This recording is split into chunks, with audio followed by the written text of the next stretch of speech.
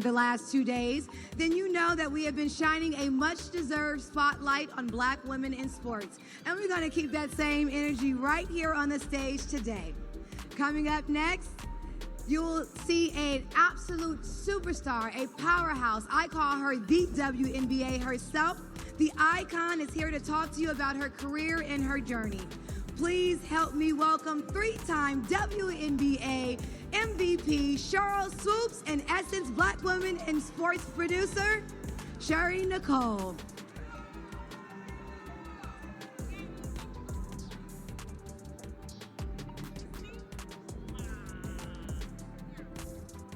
What's up, everybody? One more. Let me walk up here. What's up, everybody?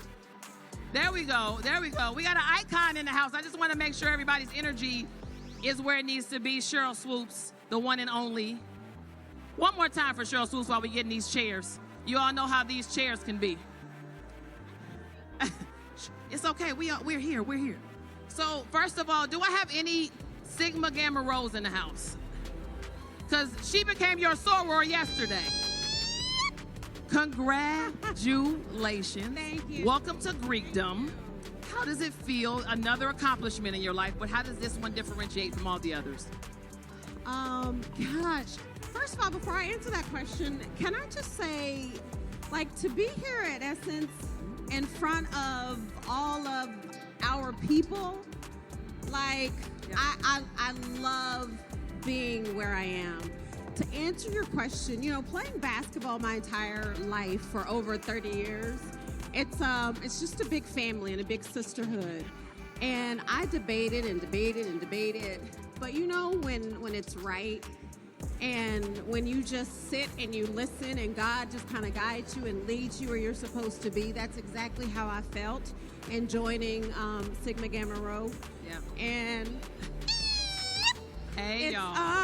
It's a big sisterhood. It's something that I've always had as a player, and now as a fully grown woman, I have another sisterhood, and I'm so excited to be a part of the sorority. Yeah, speaking of sisterhood, I'm a Zeta.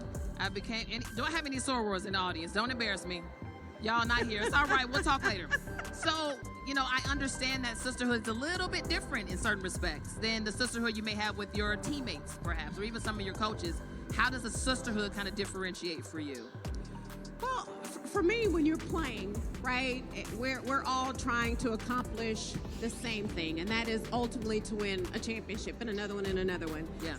Yeah, it's different, but in a way, for me, it's also very similar, because what we're trying to do is win in life, right? Yeah. We're trying to teach the young women growing up how to be great and who they are and owning who they are and being a part of the community. Those are things that I've always done my entire life anyway. So for me, it just completely made sense to become a part of Sigma Gamma Rho. Yeah, what also makes sense is the fact that there's a 30-year anniversary coming up in October of the Nike Air Swoops. Give it up for that, ladies and gentlemen. 30th anniversary. And, you know, one of the things that I reference you as, just me, a redundant trailblazer. There's so many things that you have done that were never done before. With that in mind, is how do you process that, Sheryl? How do you look into the face of your achievements, knowing nobody's done it before, over and over and over again? And what does that mean for you now in your life? I mean, it's crazy when I think about it. First of all, when I think about the fact that it's been 30 years. Yeah. And then I want to say, dang, I'm getting old. But when I think about the fact that it's been 30 years since Nike came out with the Nike Air Swoops, it's kind of surreal. Yeah. But in everything that I've ever done in being the first, I always say that somebody had to be the first, right? And whatever that is we do, we had to kind of set the stage, and we had to do it so that the women coming up behind us, they knew what to ask for, they knew what to fight for. And for me, it's always been about leaving things better than I found it. The fact that it took 30 years for another Black woman and the Asia Wilson Yes. to finally have a signature shoe is kind of mind-boggling to me, because there's been some amazing talent come through the WNBA. But I also say this, it's not just about the talent that makes a brand, a company like Nike say, we want to give you a signature shoe. It's not just about the talent. There's so many other aspects and so many other things that go into that. And to me, Asia Wilson is the complete package on the court, the complete package off the court. And it was a no-brainer for Nike to say, all right, Asia, it's your turn. With that said, we think about Asia and other top players right now who are kind of just taking the baton from you and moving it forward. What say you to where the women's game is sitting right now? I feel like we're, there's been a lot of energy, enthusiasm behind it, but we're also at the precipice, I feel like, of another sharp turn. I think in an upwards direction. For you, kind of where do you sit with how the WNBA and professional women's basketball is evolving right now? I love it. There's been, and I know we'll get into this, there's been so much just stuff on social media, right, about myself and all of the former players, about us being mad and jealous and envious and racist, all the things that you can think about. And I really don't address that stuff because it's not true. Now, sometimes when I have time, I do address it. But I will tell you, and I feel like I can speak for every current player, I can speak for every former player when I say the league today is exactly where we hoped it would be when the league started back in 1997. Are there things that we need to see, things that we want more of and better? Absolutely. But I absolutely think we're headed in the right direction. The brands, the sponsorships, like they're finally catching on and they're finally understanding and realizing that investing in women, like we're not a charity, but investing in women is one of the smartest business decisions that I think any brand could make. Okay, we're going to go there. I think you got a little time. You kind of hinted at the criticism. And I'm going to be honest, guys, it really bothers me. As a former collegiate basketball player, someone who literally tried to model her game after you growing up, it really grinds my gears. And I'm not sure if the level of criticism you've received would be the same if you weren't a Black woman. I just want to be honest. So I know that you kind of say, okay, social media is going to social media. I'm not going to really pay attention too much.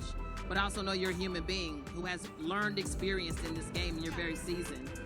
Is there something you want to address when it comes to how you've been criticized in recent years about your commentary on this game? Well, I mean, yeah, there's a lot I want to address. So here's the thing. First of all, we all have opinions. And so when someone comes to me and they ask me for my opinion... Your opinion, right? Yours? It can't be right or wrong. Not theirs over there, your opinion. Yeah. Right? Okay. So it's mine. So it can't be right or wrong. You can agree, you can disagree, which is fine, but it's my opinion. Yeah. Okay? And the reason why I say that is, so I'll go back to 2 years ago. Caitlin Clark, Angel Reese, Cam Brink, Rakia Jackson, when that rookie class came into the WNBA. I was asked the question, how do you think Caitlin Clark, Angel Reese, how do you think they will do in the WNBA? My response was, I think it's going to take time for both Angel and Caitlin to adjust. Because you're going from being a collegiate athlete to being a professional athlete where people are fighting for jobs every single day. Yes. And the backlash I got from how dare you say that Caitlin Clark won't be ready was mind-boggling to me. But I also said the same thing about Angel Reese, and it was not an issue. So when I think about just everything that happens on social media when you start talking about women's basketball, to me, it's from people who just started watching the game. Yep. Who don't really have a clue about women's basketball. And if we're going to be completely honest, a lot of those new fans really aren't basketball fans. Right? So those are the ones that I'm like, you're new here, so I really don't have time for you. Yeah. Because the things that that's going on in the league as far as like, I mean, the physicality and all those things. Like we've been playing that way. Here's the part that's mind-boggling to me. You can take former NBA players. They criticize the guys every single day. And I mean, like, really criticize them. Absolutely do. And they get paid millions and millions to do it, but no one comes for them on social media. But as soon as a female who was the first player to sign to the WNBA starts talking about... Get in your bag. Just Get in your talking bag. about basketball, though, right? Yes. Because for me, it's not personal. I want to see all the ladies succeed. I want to see them all get their bags. I want to see all of it. But if you're asking me what my thoughts are on the game today and on certain players, all I can do is be me, and that's being real and telling you the truth. It doesn't mean you have to like it, but it's my truth and it's my opinion. So I love where the game is today, but I will tell you, I just want to keep it basketball. All the other stuff that's coming with it right now, even for me as someone who was the first, like a lot of the stuff that's coming with it today is a little bit of a turnoff, if I'm going to be very honest to you. I would have to agree, and I want to dive a little bit deeper.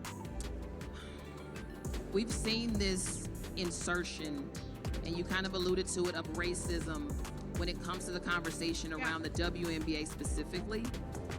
Many of us at least have an understanding that Angel Reese has been on a heavy receiving end of that. 100%. With that in mind, though, what level of responsibility do you feel the media has played in perpetuating some of these narratives? And I say that as a media professional myself, but also speaking to you, you worked in the media as well, too. So how much have we contributed to the problem? I think the media is a big problem, right? First of all, there are so many more great stories that we could be talking about. And a lot of it is, it's like the headline. You're going to put a headline that you know, anytime you have Caitlin Clark's name and Angel Reese's name, or even Sheryl Swoopes, and people are going to click on it. And a lot of it to me is clickbait. But I do think the media as a whole, we have to do a much better job of really talking about the game, like the real game and what's going on. Listen, I've talked to Angel, and I've said to Angel, you need to work on X, Y, and Z. And Angel receives that criticism. And Angel, I will say this, she works on her game. Let me rewind for a second. Absolutely. When the season first started this year, everybody, and I mean everybody, was coming for Angel because she wasn't playing very well, she wasn't scoring. And now the last, I'm going to say 5-6 games, she's probably averaging a double-double, and the media is quiet. So why can't we give her the same praise that we give other players, right? Why? If you're going to critique her, yes. You should also praise her. Absolutely. And as a former athlete, we also have to be prepared and be ready to accept the things that the media is gonna come with, that the media is gonna say, because we're not perfect. And that's the thing I think people tend to forget. Like, we're human. And we're gonna make mistakes. We're not gonna always be perfect. And I know Angel she'll post stuff and she'll say, I'm okay, I'm great. But I will sit here and tell you, like, it hurts, because she's human. And that's the only thing I ask, is to be fair. I wanted one example. Okay. So I think it was the first game when Chicago played at Indiana. And it was all over the media because people were saying that when Angel was at the free throw line, they were making monkey noises, calling her out of her name. It was just an ugly environment, right? So the game's over. Well, the foul with Caitlin and Angel, right? Yes, that blew up social media. Yes. So I responded, and I said, I'm not mad at the foul that Caitlin gave Angel. Right. Because growing up, I was taught you don't give up an easy layup. Right. So I wasn't mad about the foul. The thing that I was like, I thought it was a flagrant. Refs called it a flagrant. It is what it is. But my thing was, if that's how you're gonna foul her, and it was a good foul, you should have done that. Like, don't play innocent. Okay. You said it, I didn't. Well, no, but and here's why I But say I'm aligned. Here's why I say this. Because there are a lot of players that will do that. Yes. Right? You're gonna foul. It's a hard foul, but then you want to pretend or act like you didn't do it. And so it makes a whole headline. So I was on a podcast, and it was Gil's Arena. Mm-hmm. So it's me and 3 former NBA players. And the conversation was, well, Angel has to handle herself better in the media. And my question was, what do you mean? So they didn't like the way she answered a reporter's question. The reporter said, Angel, what did you think about the foul? Her response was this. It was a basketball play, refs called it, move on. And so they thought that she should have answered it differently, and I don't know how. So I said, listen, first of all, you lost the game. You got beat by 30. You didn't play very well. And in the arena, they're making monkey noises and calling you all kinds of things. How would you have handled the media in that instance, even as a man? So, like, you can't sit here and tell me that you've never had a moment after a game where you were just like, I don't really want to be here. I don't want to talk. We've all been there. So, just like you give other players grace, can we extend just a little bit of grace to Angel Reese as well? I agree. With that in mind, you kind of speak to this duality that players have to sit in now of the double standard. Like the standards that are in place for athletes, how you're supposed to behave, how you're supposed to play, versus the other thing like, hey, I had a bad game, I'm struggling, or hey, I thought I answered the question right, but apparently I didn't answer it right for you. And I feel like social media, as you mentioned, kind of amplifies these types of criticisms and things like that. How has that kind of shifted, like between when you played? Did you feel that sense of pressure and that duality as much as you're kind of seeing happen to other players at this time? Well, Shari, here's what's different. We didn't have social media. We didn't have social media like this when I played. And I think social media is a big part of what's going on in the sports world today. But as an athlete and someone who's getting paid, that is part of our job, right? We have to talk to the media, even in times and moments when we don't want to. We're not playing very well. We had a horrible game. So yeah, we have to continue to remain professional. But I also feel like there's a fine line that the media crosses at times. Because you are media and you're smart. So you know which buttons to push and you know which questions to ask. But it's not always about the question that's asked.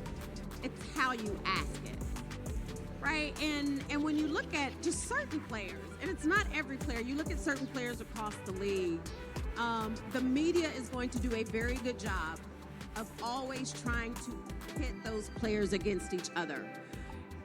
I will say, I think rivalries in sports, period, is very, very, very good for the game. I agree. That's why we want to watch, right? And Candace Parker said this, when KD left OKC and went to Golden State, when they went back to play each other, everybody was tuned in. Yeah. Because we want to see, like, what's going to happen? So at one point, when KD and Russ didn't shake hands, the media was like, oh, they didn't even shake hands. But it was a great story. Yes. But on the women's side, they try to turn it into something that's more petty than competition. Yeah. Because at the end of the day, you are standing in my way, and I'm not your friend. We can be friends when the game's over, but when we're in between these lines, I don't like you, and that's okay. Right? That's okay. Because I'm trying to win another championship. Right. And we can be best friends. You can be my sister. If you are on the other team, boo, I am coming for your neck. Facts. What do you think can be done with that said, Sheryl? Because I feel like the game, as you're talking about it, we both know, we both played it, has been lost in translation because of a lot of things that we're talking about. Yeah. What can resuscitate people's understanding that women are physical beings as well? Women athletes, we're gonna push each other. We're gonna have scrapes and bruises and bleed. We might argue, it might get chippy at times. That doesn't take away from our womanhood. It doesn't define us as anything but that. And we should be allowed the space to do that. How do we turn a corner to get people to really understand that? In general, men and women. I mean, seriously, I really do think a lot of it starts with the media, right? But I also think we have a lot of people, not necessarily covering our game, but we have a lot of people in these different podcast spaces that all of a sudden, because it's cool to be a part of women's basketball, that all of a sudden know everything about women's basketball. Yeah. And you just got here. I'm not even going to call any of them out, but y'all probably know some that I'm talking about. So my thing is, like, you're welcome to be here, but you're not welcome to bring your ignorance to the game. Yeah. Yeah. Right? Yeah. Because we have fought very, very, very hard for the respect, for the recognition, for the sponsorships, and the game is finally in such an amazing space where there are just tons of eyes on it. We need more people that are going to help uplift and build us than tear us down. I gotta ask you this. Keeping the game in retrospect and in mind that's occurring right now versus when you came into the WNBA. Oh, okay. How would the That was a long Sheryl time ago. Swoopes of old, and I mean that with the utmost respect, handle the women's game, encompassing everything we just talked about, the media frenzies, the racism, all these other issues, the sexism? How would that Sheryl handle this level of WNBA tension and environment, in your own words? It's a great question, because the racism stuff, we experienced it. That's been there since day one, right? It's just more elevated today because of social media. I will say this. Girl, I would have made a lot of money with NIL deals. But that was not your question. I feel you though. You know, when we talk about the physicality of it, I would have welcomed it. Yeah. But we were also very physical back then.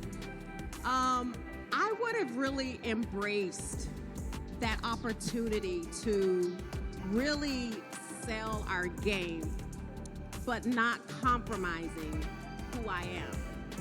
And I really think that's what people don't like about Angel Reese, because Angel Reese is going to be unapologetically who she is. Regardless of what people say, what they think, how she plays, she's going to be her. And I know that's what I would have done. That's the type of player I would have been, the type of person I would have been, embracing it. But at the same time, you also have to know when to say something, because you can't always respond, right? Sometimes you gotta just take a break, take a breather, sit back, let stuff blow over. But also, you have to remember that it's always bigger than you. There are so many young girls out there that are watching the WNBA today because of what we did in the past, but they're really watching today because of the Asia Wilsons, the Angel Reeses, the Caitlin Clarks, the Breanna Stewarts, Sabrina. The game today is, and yeah, we got a lot of work to do, but it's in such a great place that I just want to continue to do my part to help uplift and educate people about where the WNBA started. Speaking of your part, it's interesting because you've always been very close to the game. Yeah. But I feel like there's a level of visibility that we've yet to see from you when it comes to the WNBA. We've got all these expansion teams coming now. They're opening the floodgates, which I'm excited about. Yeah. With everything in mind, and also the fact that you are unapologetically you. You say it straight up, no chaser. You are seasoned. You know this game better than most, if not all. How would you like to envision your involvement in a perfect world with the WNBA moving forward? What would you like that to look like? Ooh, there's a lot. Do it. Dive in. In a perfect world, I would be an owner and bring the Houston Comets back. That's the perfect world, okay? In a semi-perfect world, I would still love to see the Houston Comets come back. Yeah, same. And if it doesn't, I'll say this. I really feel like I still have so much to give to the game. But more than that, I have so much to give to these young women about life, right? And through sports, like basketball taught me so much. And I'm going to put it out there because I would absolutely love to be a GM of, it doesn't have to be a new team. Yeah. I would love to be a GM of the Las Vegas Aces right now. Come on. I didn't say that. I didn't say that. No but shade. They're struggling a little Oh, bit. yeah, they are. I love the team. Yeah. But I just want to be able to be a part of something, be a part of the league that absolutely changed my life. And I want to be able to be that person for these young women today. Yeah. Is there, let's do glows and grows, right? One grow that you'd like to see happen when it comes to black women in sports in general. Take basketball, but all the other sports that we're also seeing kind of blossom and bubble right now. Versus one glow, one thing that you're like, hey, Shari, this is really working for black women across the sports diaspora. What would you say to that? So grow. I would love to see, and I know it's across all sports, but right now, because of where we are and what we're talking about, we have one black female head coach in the WNBA. I would absolutely love to see women's sports in general grow across putting black women at the forefront and not just being coaches, but being owners and being GMs and being the ones that are building. Clap it up, absolutely. Building the thing, right? And a glow, something that I really love right now that I think is going really well. I would say the visibility, and it's not just women's basketball. Like today, it's so cool for people to talk about women's sports, right? You have women's professional soccer, obviously the WNBA. You got pro volleyball. I just think where we are as women today is in such a great place to be able to make a huge impact on not just these young women's lives, but to be able to make a huge impact in this world. And I think we're in a good place with that right now. I would agree. Speaking of impactful, there's so much of you that you shared with all of us over the years. But is there a part of Sheryl Swoopes that you are eager to or you'd like to share with us that we've yet to see from you at this phase of your life? It could be personal or professional or both. Gosh, you put me on the spot with that one, sis. You know what I think is, I know this. So many people know me as a basketball player, and I want to be in a place where people get to know me for more than just being a basketball player. I love mentoring. I love uplifting our young black girls. And honestly, that was a big reason why I wanted to become a part of Sigma Gamma Rho, because I know what they represent and what they stand for when it comes to being in the community and giving back. Just being here at Essence and in front of so many incredible, amazing, powerful people, I'm ready to do something different. And what I mean by that is still always staying connected to basketball, because that's just me. but also doing something different and being in our culture, in the business side of things. That's something that I would absolutely really love to do. As we close this, I want to do an exercise. And I know everybody's been sitting for a minute. You might have had a little food over there and you're kind of chilling. Can everybody stand up for me really, really quickly? And I'm going to stand with you. No, you sit right there. Oh. Don't move. Everybody stand up for me. Standing too. No. Okay. Yes, Everybody ma'am. stand up for me. I'm really big on giving people their flowers. It's just something I'm really, really big on. I don't know if Sheryl knows this. I started playing basketball when I was 8 years old. I modeled my whole game after you. And I had your number when I was in high school. And I literally wanted to be you growing up. And to stand here and be able to thank you, I never imagined this would happen for me ever in my life. It is a dream come true. So I want to thank you for all the seeds that you've sown. And here's a plant that grew because you took a chance and followed your dreams. So we all want to honor you with the biggest round of applause that we can give you. We thank you. We love you. We honor you. The one and only, the icon. One more time, guys. Sheryl Swoopes, thank you so much.